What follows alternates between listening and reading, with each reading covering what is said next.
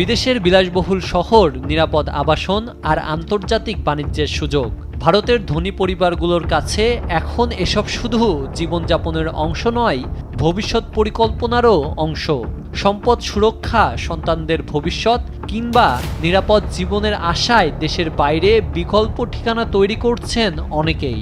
তবে প্রশ্ন উঠছে, কেন, কবে থেকে ভারতীয় ধনকুবেরা করছেন এই প্ল্যান বি?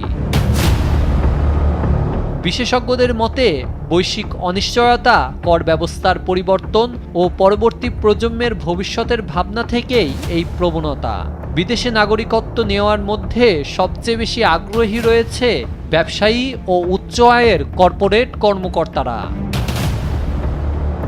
সন্তানদের শিক্ষা, বিদেশে কর্মসংস্থান কিংবা অবসর জীবনের নিরাপত্তার জন্য যুক্তরাষ্ট্র, পর্তুগাল, গ্রিস, সংযুক্ত আরব আমিরাত ও ক্যারিবীয় অঞ্চলের কয়েকটি দেশ পছন্দের তালিকায় রয়েছে ভারতীয় ধনকুবদের।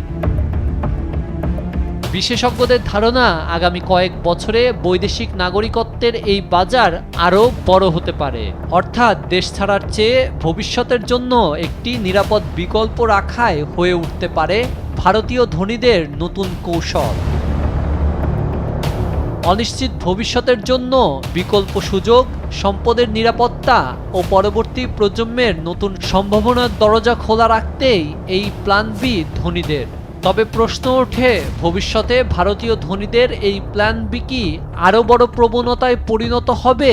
আর এতে দেশের অর্থনীতি ও বিনিয়োগে কতটা প্রভাব পড়বে সেটি এখন দেখার বিষয়। রানা আহমেদ, দেশ টিভি।